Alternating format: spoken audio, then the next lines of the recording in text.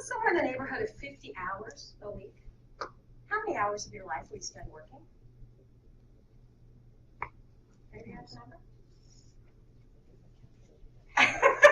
Don't worry about the calculator. It's 100,000. You will spend 100,000 hours of your life working. That's right. Final question. Are you really willing to spend 100,000 hours of your life as a hiding out one? Or as a board 5? Or even a 6 or a 7 or an 8? Why on earth would anyone ever settle for anything less than being an emotional 10 about how they're spending 100,000 hours of their life? Okay, I have to admit, I really can't be too holier than thou about this. I spent about the first 12 years of my own career horribly misplaced in what I was doing. It wasn't until I had a major career epiphany that things began to turn around for me, but I'll get to that a little bit later. First, I want to talk about why I think people hesitate to get too emotional. And that's right, not a single person. So there goes that marketing opportunity, right? Yeah. So I said, well, if anybody out there were unhappy in their work, what I would do is help you figure out what you'd really love to be doing and then strategize a plan to be getting there. But since everybody's happy, never mind. What do you think happened after that?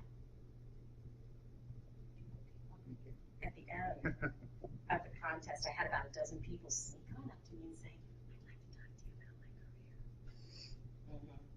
So, okay, can we talk? Okay. All right.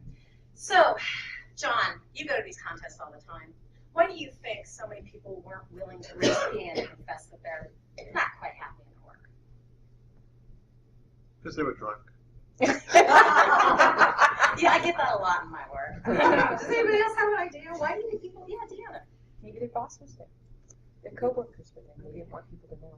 So it might get back to the wrong people if you kind of confess you're not real emotional about your work. So I hear that a lot with the people that I work with. That's one of the main things. And it makes perfect sense. But in my experience, I think that the reason actually goes much deeper than that. I think the reason people hesitate to get emotional about their careers has a lot to do with something that I read in a really wonderful book called A Return to Love by Marianne Williamson. And she says, our deepest fear is not that we are inadequate. Our deepest fear is that we are powerful beyond measure. It's our light, not our darkness, that most frightens us. We ask ourselves, who am I to be brilliant, gorgeous, talented, and fabulous? Actually, who are you not to be? You are a child of God. Your playing small doesn't serve the world. There's nothing enlightened about shrinking so that other people won't feel insecure around you. We're all meant to shine, as children do. And as we let our own light shine, we unconsciously give other people permission to do the same. So could it be that the reason people hesitate to be an emotional 10 about their work is because they're worried what might happen if they don't hold back, what other people might say or think about them if they go ahead and stand up and shine?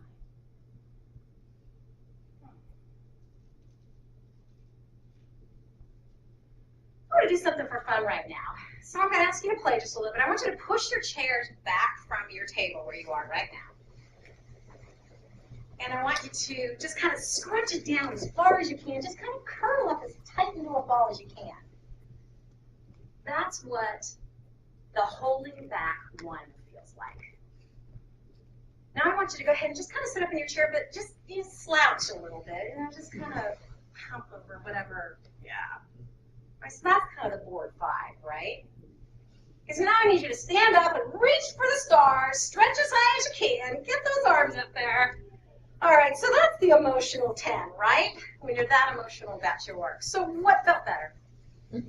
10. Okay, so while you're sitting back down, just please refrain from the board 5 position because you might hurt So let's talk for a minute about why it's so important for you and me and everyone else in the world to be that emotional 10 about their career. We all know that we're living in tough economic times, right? Unemployment rates have been their highest since the Great Depression. We've been through more than our share of recessions in the last few decades. But don't you think that somehow this one feels different than some of the other ones? I guess maybe it could be because of the mortgage crisis, but this one just seems to have really hit us at home, really where we're living. Throughout my years as a career coach, the thing that I hear most often from people is that they want some economic security. That's what they want most from their career. Well, I think that in the last half of the 20th century, that's what most people expected companies to give them, was that economic security. But with the crash of so many corporate giants in the past year, don't you think it's a little unreasonable to expect your economic security to come from some company somewhere? Here's the harsh truth. No company is ever going to care about your career as much as you do. A company can't care about anything. Even the ones that are run by really good people who do care about the people that work for them can't sacrifice the good of the whole for the individual. They won't survive.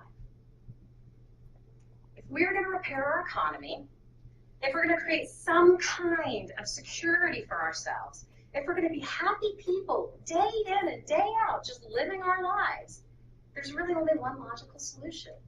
We have to be willing to dig down deep inside ourselves, to tap into our creativity, to mine our brilliance, to find out what makes every single one of us unique, to continually seek out the work that's going to showcase your brilliance, what you're best at, to be willing to get really flippin' emotional about your career.